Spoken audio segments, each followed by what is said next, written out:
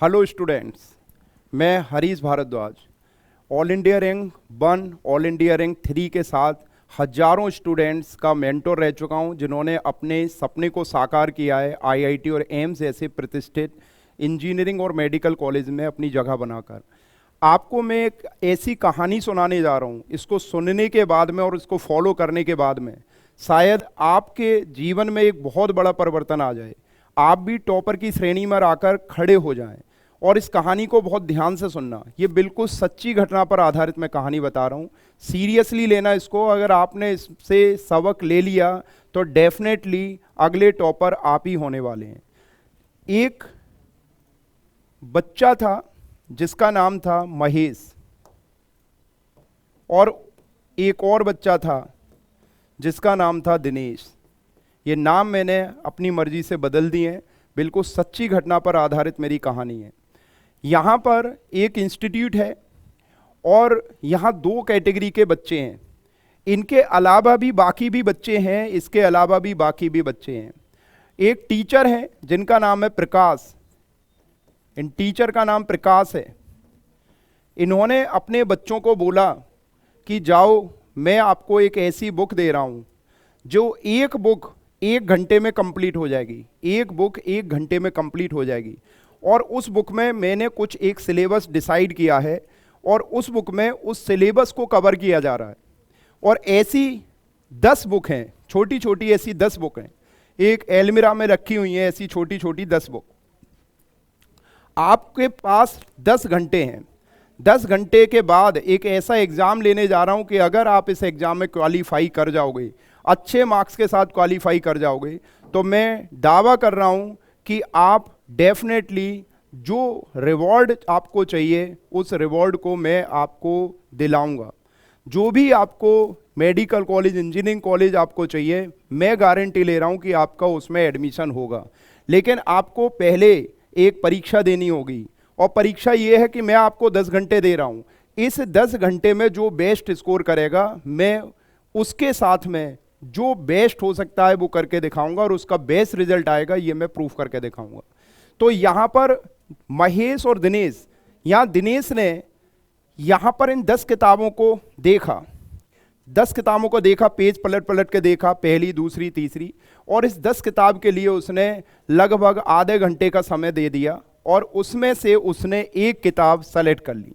ये किताब सेलेक्ट कर ली उसने, और इसका नाम था बुक नंबर 4। महेश जो स्टूडेंट था, उसके पास भी उसे पता है मेरे पास 10 ही घंटे हैं। उसने कुछ नहीं देखा। वो यहाँ पर उसे पता है 10 घंटे हैं, एक किताब को ख़त्म करने में 1 घंटे का समय लगेगा, टीचर ने बोला है, और 1 घंटे में आराम से वो पढ़ जा सकती है, ख़त्म किया जा सकता है। तो उसने कहा कोई बात नहीं, मेरे पास 10 घंटे, आज मैं पूरा टाइम दे दूंगा, ना खाऊंगा पीऊंगा कुछ नहीं, मैं अपने टाइम को चाहे कैसे भी करूं, मैं 10 घंटे दे दूंगा, क्योंकि मेरे पास 10 ही घंटे हैं।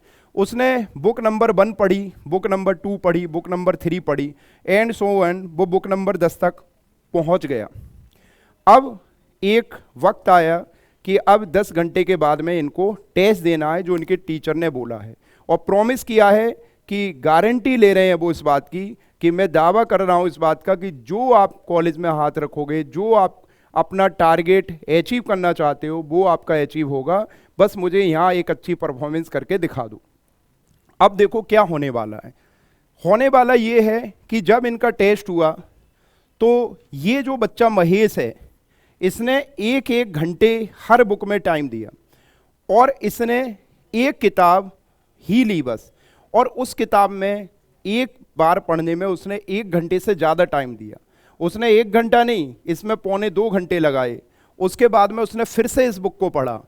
अगली बार पढ़ने में उसने 1 घंटे 15 मिनट लगाए, फिर पढ़ा, फिर पढ़ा, फिर पढ़ा, जितना समय था। और अपना बाकी जो नॉर्मल समय, जिस तरह से अपना मैक्सिमम टाइम निकालते हैं, उस तरह से इसने निकालने के बाद में इस बुक को कई बार रिवाइज करा, और उसने बोला कि मैंने यही बुक सेलेक्ट की है और मैंने इसका 10 बार रिवीजन किया है। और ये जो बच्चा था, इसने पहली बुक पढ़ी, दूसरी बुक पढ़ी, तीसरी बुक पढ़ी, और इसने कहा 10 की 10 बुक मैंने पढ़ ली हैं। क्योंकि उनके टीचर ने बताया था कि एक सिलेबस है, और इस सिलेबस पर ही अलग अलग बुक्स में ये सारी चीज़ें लिखी हुई हैं। अब होता क्या है, और उन्होंने ये भी बताया था कि 90% चीज़ें 90% चीज़ें जो मैं आपसे पूछूंगा, 90% चीज़ें उसी सिलेबस, मतलब हर बुक में कवर हो रही हैं 90% चीज़ें। तो उसने सोचा कि 90% चीज़ें हर बुक में कवर हो रही हैं, मैं तो 100% चीज़ें तभी कर पाऊंगा जब मैं 10 किताबों को ही पढ़ लूँगा। अब आता है टेस्ट का टाइम, टेस्ट होता है। दोनों ही बहुत मेहनती हैं, दोनों ही पूरी तरह से डेडिकेटेड हैं कि उनको आईआईटी चाहिए, उनको एम्स चाहिए, इस तरह के डेडिकेटेड स्टूडेंट हैं। दोनों बहुत मेहनती बच्चे हैं, दोनों ने जी तोड़ मेहनत करी। लेकिन अब रिजल्ट का टाइम है, आप सुनो और ध्यान से सुनना इस स्टेटमेंट को। जब इनके टीचर ने इनका टेस्ट लिया और उसके बाद में उसी सिलेबस के टेस्ट लेने के बाद इनका रिजल्ट सुनाया, तो दिनेश के मार्क्स 92% आए और महेश के मार्क्स 63% आए। जबकि दोनों ही इक्वल पोटेंशियल वाले बच्चे हैं, दोनों ही बहुत मेहनती बच्चे हैं, लेकिन इसके मार्क्स 63% और इसके 92%। आप कहोगे सर 90% से ज़्यादा किसी बुक में कवर ही नहीं हो रहा था, फिर भी इसके उससे भी ज़्यादा मार्क्स कैसे आ गए? और इसने सारा कुछ कर लिया, 100% से भी ज़्यादा चीज़ें कर ली होंगी, लेकिन इसके कम कैसे आ गए? हो सकता है ये सिलेक्शन का अगर यहाँ दौर होता तो इससे पीछे भी रह सकता था। तो इसके बारे में अब आप जो रिजल्ट मैं बता रहा हूँ, जो ये बात बताने जा रहा हूँ, उसको ध्यान से सुनो। एक्चुअली दिनेश ने एक अपना सोर्स लिया और उस सोर्स को बहुत बार पढ़ा और उसे इतना गहराई से पढ़ लिया कि उसका एक्स्ट्रा लॉजिक भी डेवलप हो गया। और उसने ना केवल इस पर बेस्ड जो क्वेश्चंस उसके टीचर ने पूछे होंगे, ना केवल वो उसने सॉल्व कर लिए, बल्कि उसका इतना लॉजिक पैदा हो गया, यहाँ से एक्स्ट्रा लॉजिक पैदा हो गया कि जो उस बुक के माध्यम से उसको चीज़ें कवर होती हुए भी नहीं दिख रही थी, उसने उससे एक्स्ट्रा जाकर 2% कर दिया और इसलिए वो 92% ले आया, इससे कहीं आगे। और ये जो बच्चा है जो 63% लाया है, तो ये वो बच्चा है जो हमेशा कंफ्यूज रहा। 10 के 10 घंटे उसने इस बात में लिए कि मैं ये करूँगा, फिर ये करूँगा, फिर ये करूँगा, फिर ये कन्फ्यूजन, वो कन्फ्यूजन। अपने उस 10 घंटे को उसने कन्फ्यूजन में ज़्यादा इन्वॉल्व हो गया वो, और अल्टीमेटली हुआ ये कि इसका रिजल्ट इससे कम हो गया। और ये तो मैं बहुत ब्राइट स्टूडेंट की बात बता रहा हूँ, जो दोनों ही बहुत ब्राइट स्टूडेंट थे, बहुत एक्स्ट्रा ऑर्डिनरी मेहनत करने वाले बच्चे थे, उनका रिजल्ट का ये हाल हुआ। एक जैसी चीज़ें करने वाले, टॉपर रहने वाले हमेशा, लेकिन यहाँ पर केवल एक 10 घंटे के टास्क में वो यहाँ फेल हो रहा है एक बच्चा, और एक एक्स्ट्रा ऑर्डिनरी परफॉर्मेंस दिखा रहा है, क्योंकि टेस्ट का लेवल उसी सिलेबस पर उन्होंने दिया और उन्होंने बहुत अच्छा लेवल दिया। ठीक है, तो इस आधार पर ये 92% एक एक्स्ट्रा ऑर्डिनरी परफॉर्मेंस के रूप में उनके टीचर ने डिक्लेयर किया कि रियली एक्स्ट्रा ऑर्डिनरी परफॉर्मेंस, और इसकी परफॉर्मेंस एक एवरेज परफॉर्मेंस बनकर रह गई। और इसी तरह के जो बाकी स्टूडेंट, जो ऑर्डिनरी भी स्टूडेंट थे, उनके सभी बच्चों के जो इस पैटर्न को फॉलो कर रहे थे, जो उनका टेस्ट लिया तो इस पैटर्न को फॉलो करने वाले जितने बच्चे थे, सभी बच्चों के 80, 82, 85, 80 से ऊपर सभी बच्चों के थे।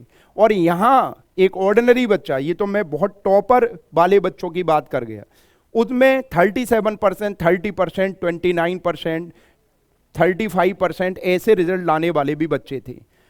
इस छोटी सी बात से जब कंक्लूजन निकालने की बात आई, जब उनके टीचर ने पता लगाया कि भाई बताओ दिनेश तुमने कैसे पढ़ाई की, तो दिनेश ने बोला कि सबसे पहले तो मैंने इन 10 किताब को देख लिया और मैंने ये समझ लिया, आधा घंटा दिया मैंने इसमें, मैंने ये समझ लिया कि हाँ ये किताब मेरे लिए ठीक है, और मैंने उसको लिया। मैंने बाकी 9 किताब को छोड़ दिया और इसको मैंने 10 बार पढ़ा।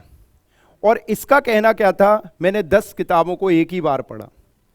तो इससे कितना बड़ा इफेक्ट आया, कितना बड़ा परिवर्तन आया, आप इस बात को समझ सकते हो कि ये 92% मार्क्स लेकर आए उस टेस्ट में, और ये 63%। और इसके जैसे जो थोड़ा और अंडर परफॉर्मेंस थे उनमें, और इस तरह के फॉलो करने वाले में बहुत बड़ा अंतर देखने को मिला। तो यहाँ से, इस कहानी से जो कंक्लूजन निकल कर आ रहा है, वो क्या निकल कर आ रहा है, जो टीचर समझाना चाह रहे थे उन्होंने बोल दिया कि हाँ मैं लिख के दे सकता हूँ, तो डेफिनेटली एक टॉप रैंक में होगा, तो डेफिनेटली एक टॉप रैंक में होगा, और डेफिनेटली टॉप रैंक में होगा, और वो टॉपर ही हुआ।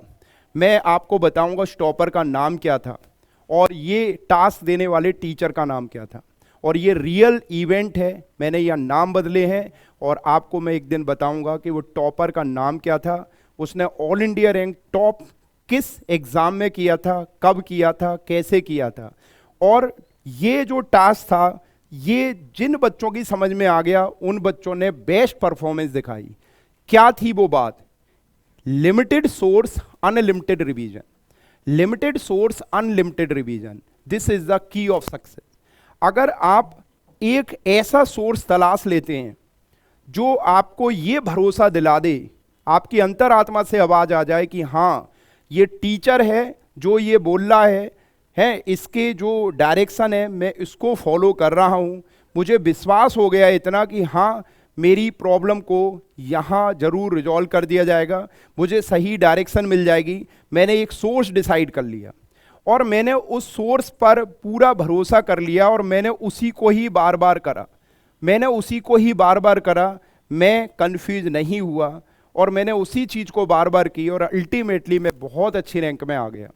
और एक दूसरा स्टूडेंट भी हो सकता है जो ये डिसाइड ही नहीं कर पाया कि मुझे क्या करना है, जो चीज़ जैसे बिखरे रूप में रह गया, कहीं कुछ कर लेना, कभी कुछ कर लेना, कभी कैसे भी पढ़ लेना, कभी किसी तरह से पढ़ लेना, किसी बुक में से कुछ पढ़ लेना, फिर किसी दूसरी बुक में से कुछ कर लेना, एक बुक के कुछ क्वेश्चन सॉल्व कर लेना, दूसरी बुक के कुछ और कर लेना, ऐसे कभी अच्छी या बड़ी सक्सेस नहीं मिल सकती। हमेशा ध्यान रखो, जितना हम पढ़ते हैं उससे ज़्यादा हमें रिवीजन की ज़रूरत पड़ती है। हम एक दिन के टास्क के बेस पर कभी भी इस बात को आप चेक कर सकते हैं। हम एक दिन के टास्क के बेस पर ये देख चुके हैं कि कितना बड़ा अंतर हो गया केवल एक दिन के टास्क के बेस पर। और सुनो, जिस बच्चे ने वो एक किताब पढ़ी थी और उसने बार बार रिवीजन करा, हो सकता है कि वो कोई बच्चा ऐसा होगा, अरे यही फिर से पढ़ना, मैं बोर हो रहा हूँ। बोर होना is better than failure. Fail होने से बहुत अच्छा क्या होता है? बोर होना। अगर एक जैसी चीज़ें आप बार बार पढ़ रहे हो तो आप समझ लेना कि हाँ आप अच्छा रिवीजन कर रहे हो। Revision is the key of success, क्योंकि जैसे जैसे हमारा सिलेबस बढ़ता चला जाता है ना, हम क्या करते हैं, हम पुरानी चीज़ों को छोड़ते रहते हैं और फिर हम जब अचानक एक बड़ा टास्क लेकर बैठते हैं तब हमें लगता है अरे वो तो हमसे मिस हो गया। जबकि जितना हम पढ़ते हैं अगर उसको सही तरीके से करते रहो, उससे पर बेस्ड हर तरीके के क्वेश्चंस, हर तरीके का कॉन्सेप्ट आप बेहतर तरीके से क्लियर कर लो, उसी की थीम को आप बहुत अच्छी तरीके से समझ लो, तो डेफिनेटली हर एग्जाम में आप बहुत अच्छी रैंक से सफल हो सकते हो।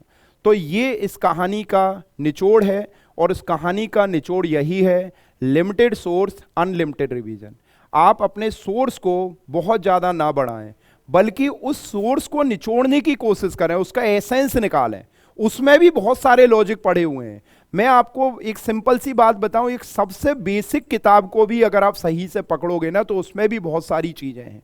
सबसे बेसिक किताब आप अपने स्कूल की टेक्स्ट बुक, एनसीईआरटी बुक पर भी अगर अच्छी तरह से काम करोगे तो उसमें भी बहुत सारे लॉजिक छुपे हुए हैं, लेकिन उन लॉजिक पर काम करना ये इंपॉर्टेंट होता है। रिवीजन अच्छे लेवल पर करना, अच्छे तरीके से करना, चीज़ों को समझना, कनेक्ट करना, तब आपका बहुत अच्छा लॉजिक डेवलप होता है और इस लॉजिक के अकॉर्डिंग अच्छे तरीके के क्वेश्चन सॉल्व कर लेना। ठीक है, जैसे आपने कोई चीज़ पढ़ी अच्छे से तो उस पर बेस्ड आप PYQ सॉल्व करो, ठीक है, अच्छे क्वेश्चन सॉल्व करो, जेई एडवांस के, जेई मेन के, नीट के, ठीक है, अपने अपने तरीके के जो क्वेश्चंस आप देखते हैं उनको खुद से सॉल्व करने की कोशिश करो।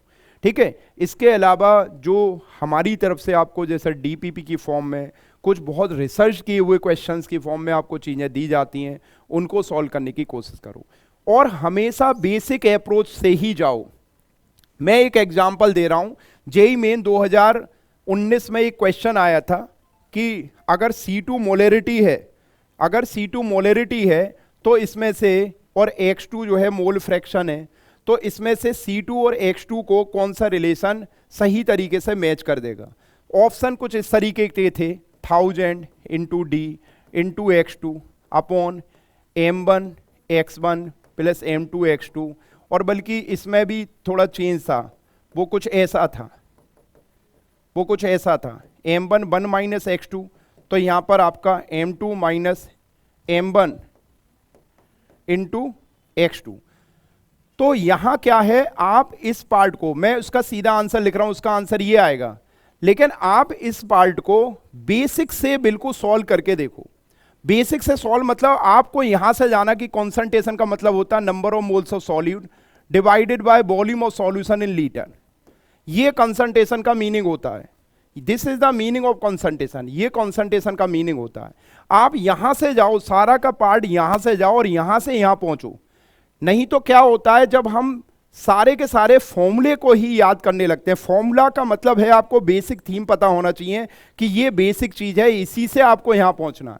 जैसे कई बार क्या होता है बहुत सारी बुक्स में, ठीक है, जो स्टैंडर्ड बुक नहीं होती हैं, इसी तरह की बस बुक्स होती हैं, उसमें या कई जगह बच्चे देख लेते हैं कि हर चीज को रिलेट करके एक नया फॉर्मूला बना दिया जाता है। उनको लगता है ये तो एक बड़ा हमें शॉर्टकट मिल गया, लेकिन उनको ये नहीं एहसास रहता कि इससे ये पर्टिकुलर क्वेश्चन सॉल्व हो रहा है, ये आपका लॉजिक की हत्या हो रही है। मान लो इस तरह का क्वेश्चन को सॉल्व करने के लिए एक नया फॉर्मूला तैयार हो गया कि C2 equal to 1000 dx2 upon m1 x1 plus m2 x1, तो C1 equal to 1000 dx1 upon m1 x1 plus m2 x2। ये बात तो सही है, लेकिन इस तरीके के फॉर्मूले करके आप बताओ, एग्जाम में फिर से उसने बोला कि मैं तो बच्चे का लॉजिक ही चेक करना चाहता हूँ। JEE advance, NEET, JEE main, किसी भी तरीके के एग्जाम में अगर वो आपके लॉजिक को ही चेक करना चाहेगा तो वो किसी भी तरह से क्वेश्चन फ्रेम करके दे सकता है। तो हमेशा बेसिक से चीजों को पकड़ना सीखो। चीजों मतलब आप जो प्रॉब्लम होती है वो ये होती है कि हमें कुछ चीज ऐसी मिल जाए बिल्कुल फाइनल कि बस उसमें हम चीज पुट करें और हो जाए। हमेशा ध्यान रखो, जितना पसीना बहा दोगे उतना चैन मिलेगा आपको, आगे आप उतनी अच्छी रैंक पर पहुंचोगे। जितनी मेहनत अभी कर लोगे, इसमें क्वेश्चन ज्यादा सॉल्व करने से पहले जो सबसे इंपॉर्टेंट बात होती है वो ये होती है अपने कॉन्सेप्ट को क्लैरिटी देना। ठीक है, हम ये सोचते हैं कि हम कोई ऐसी बुक ले लें जिसमें बहुत सारे क्वेश्चंस हैं, बस उसी को सॉल्व करते रहें, उसी को सॉल्व करते रहें। हमें ये अप्रोच रखनी चाहिए कि हमें चाहे कुछ ही क्वेश्चन मिले, लेकिन ऐसे क्वेश्चंस हमें सॉल्व करने हैं जो बिल्कुल हमारी बेसिक अप्रोच से लेकर अल्टीमेट अप्रोच तक हमें बहुत बेहतर तरीके से वो चीज़ें हमारे माइंड में सेट करा दें। तो इसी तरीके से हम आपको गाइड करते हैं। हम आपको जो डीपीपी प्रोवाइड करते हैं उसका लॉजिक यही होता है कि आपको हर तरीके के क्वेश्चंस मिल जाएं, आपका लॉजिक बहुत स्ट्रांग हो जाए और इतना स्ट्रांग हो जाए कि 90% चीज़ करने के बाद भी आप 100% की तरफ लीड करो, क्योंकि आपका एक्स्ट्रा लॉजिक भी काम करता है। तो मुझे इस कहानी के द्वारा आपको ये संदेश देना था कि आप लिमिटेड सोर्स अनलिमिटेड रिवीजन के कॉन्सेप्ट को अपनाएं, डेफिनेटली आप एक अच्छी रैंक पर पहुंचेंगे। Thank you.